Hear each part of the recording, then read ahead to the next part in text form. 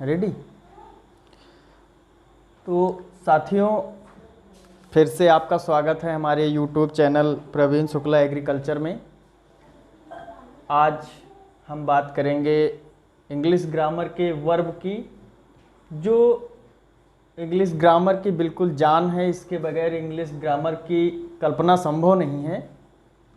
तो इसकी शुरुआत करेंगे और आप लोगों से निवेदन है कि हमारा वीडियो अगर पसंद आ रहा हो आप लोगों को तो हमारे चैनल को सब्सक्राइब करिए और लाइक करिए। और शुरू करते हैं आज का अपना वीडियो। आज हम जानेंगे वर्ब के बारे में। वर्ब की परिभाषा होती है वह शब्द जिसमें किसी कार्य का करना या होना पाया जाए, क्रिया कहलाते हैं। ठीक है। इसमें दो अलग अलग पार्टीशन है, एक किसी कार्य का करना और होना। ठीक, ये होता है किसी कार्य का करना, एक अलग पार्ट है, एक होना पाया जाए ये अलग पार्ट है।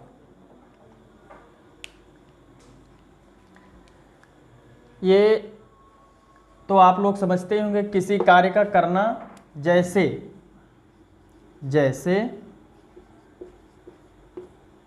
एक उदाहरण के हिसाब से हम लोग समझेंगे। अच्छा, ये हाँ इतनी बैठे नहीं। जैसे राम खाना खा रहा है, तो इसमें राम हो गया कर्ता, नाउन, नाउन, खाना हो गया ऑब्जेक्ट, खा रहा है ये हो गया आपका वर्ब। इंग्लिश ग्रामर का अनुवाद हमेशा subject plus verb plus object के माध्यम से ही बनता है। इसके बगैर हम अनुवाद नहीं बना सकते। कोई ऐसा वाक्य नहीं है जो इसके बगैर संभव हो। जब किसी काम का होना नहीं पाया जाएगा या कोई कार्य हो नहीं रहा होगा तो फिर सेंटेंस कैसे बनेगा, वाक्य बन ही नहीं सकता। इसीलिए काम का होना पाया जाना अति आवश्यक है। अब इसमें बात करेंगे, जैसे कुछ होते हैं जिसमें जैसे क्रिया दो प्रकार की होती है। एक होती है मेन वर्ब, एक होती है मेन वर्ब और एक होती है हेल्पिंग वर्ब। हेल्पिंग वर्ब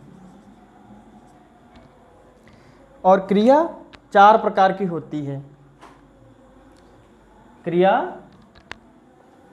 चार प्रकार की होती है।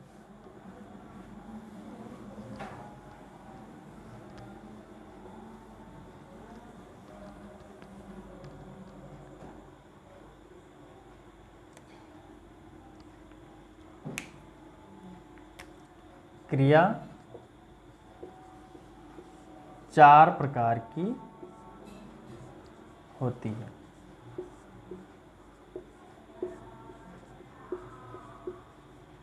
क्रिया चार प्रकार की होती है। नंबर एक, ट्रांजिटिव वर्ब, सकर्मक क्रिया। नंबर दो, इंट्रांजिटिव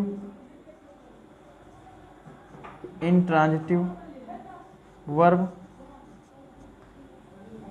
अकर्मक क्रिया। अकर्मक क्रिया। ठीक है। नंबर 3 ऑक्सिलरी, ऑक्सिलरी वर्ब, और एक होती है नंबर 4 मॉडर्न, मॉडर्न वर्ब। वही एक लिंकिंग होता है, इसी में हम ऑक्सिलरी में वो लिंकिंग आ जाता है, संयोजन वाले, ठीक है, लिंकिंग वर्ब संयोजन वाला। तो जो ये होती हैं ये दो, ट्रांजिटिव, सकर्मक और अकर्मक। सकर्मक मतलब जिसमें कर्म की प्रधानता होती है, कर्म की प्रधानता होती है, वर्ब कहलाती है ये, ठीक।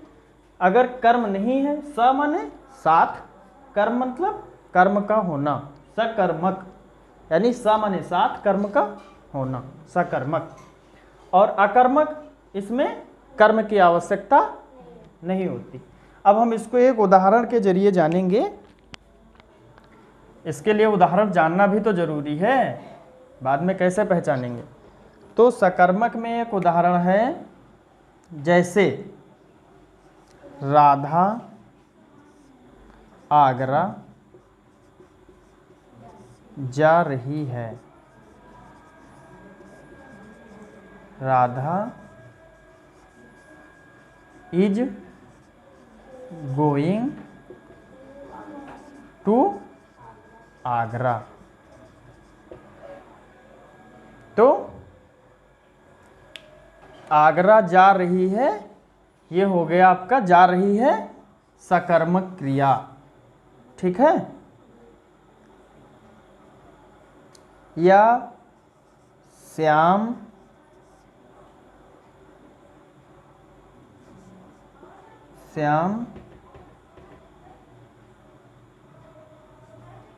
खाना खा रहा है। तो ये सब सारी सकर्मक क्रिया हो गई, ठीक है। अकर्मक क्रिया,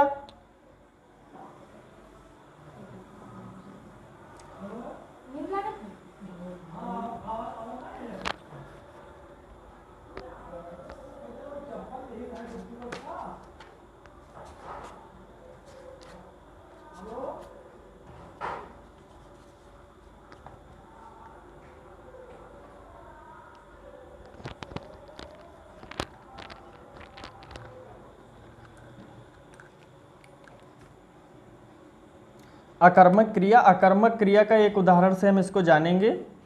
जैसे आदेश आ रहा है, ठीक है, आ रहा है, जैसे तो इसका हो जाएगा आदेश इज कमिंग। अब इसमें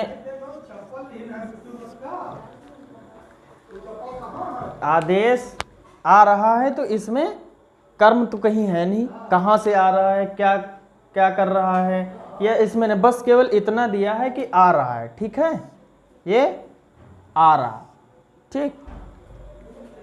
तो ये हो गया अकर्मक क्रिया, ठीक। अब बताएंगे आपको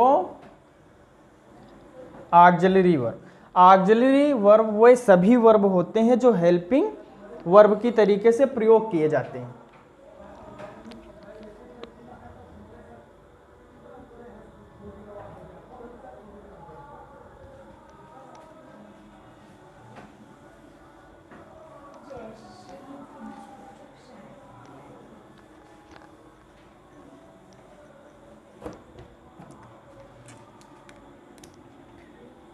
auxiliary verb,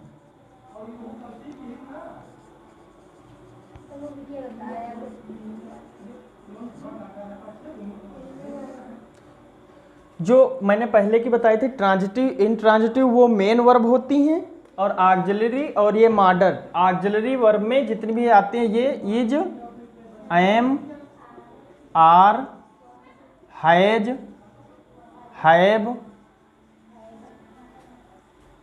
had, was, were, ये जितनी भी क्रियाएं होती हैं, ये जितनी भी क्रियाएं हैं, ये सभी ऑक्सिलरी वर्ब में आती हैं, हेल्पिंग वर्ब में। जैसे मैं पढ़ा रहा हूँ, ठीक है। इसमें देखिए, इसमें किसी कार्य का होना पाया जाता है, ठीक है। जो मेन वर्ब होती हैं उसमें कर्म की प्रधानता होती है, उसमें कार्य कौन सा कार्य कर रहे हैं ये दर्शाया जाता है, और इसमें काम का होना पाया जाता है, एक समय, इसमें समय दर्शाता है कि हाँ काम हो रहा है या काम हो गया है या होगा। तो ये होते हैं सभी हेल्पिंग वर्ब। तो इनको जैसे आई एम टीचिंग, ठीक है। तो इसमें जो ये एम है ये हेल्पिंग वर्ब है, ये किसी प्रकार की क्रिया ही तो है। तो ये हो गया मेन वर्ब।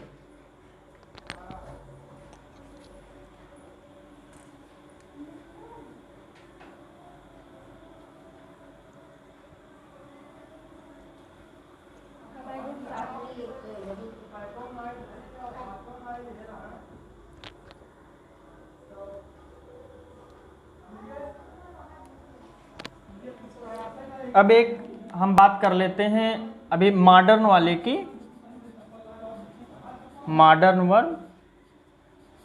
वर्ब में होता है कैन, कुड, COULD और माइट, मस्ट में, ये सभी, ये जितने भी हैं ये सभी आते हैं मॉडर्न वर्ब में, ठीक है। अब आप लोगों को बता देते हैं हम लिंकिंग वर्ब।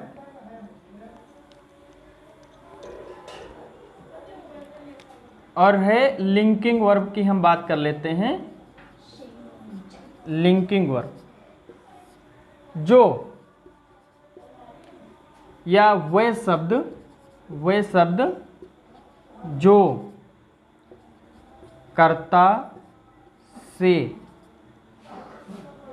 क्रिया को जोड़ते हैं, लिंकिंग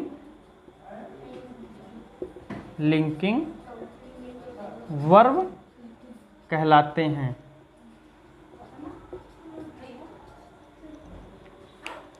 जैसे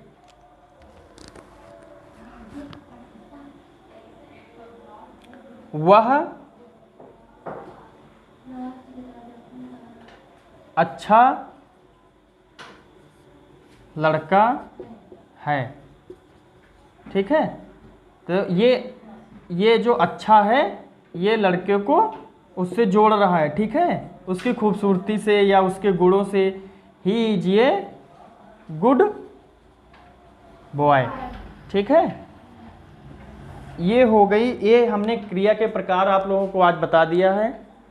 इनकी जो जितनी भी क्रियाएं होती हैं, मेन वर्ब, हेल्पिंग वर्ब, इन्हीं शब्दों को देख के आप पहचानेंगे कि कौन सी क्रिया है इसमें। और ये क्रिया है, इनको पढ़ने के बाद में आपको टेंस के समय एक्टिव और पैसिव, ये एक्टिव और पैसिव बनाने में आपकी बहुत सहायता करेंगे, ये मदद करेंगे। वीडियो देखिए, अच्छा लगे तो लाइक करिए, सब्सक्राइब करिए चैनल को। आज की क्लास हम यहीं पे समाप्त करते हैं। अगली क्लास आपके सामने जल्द ही पेश की जाएगी। नमस्कार साथियों।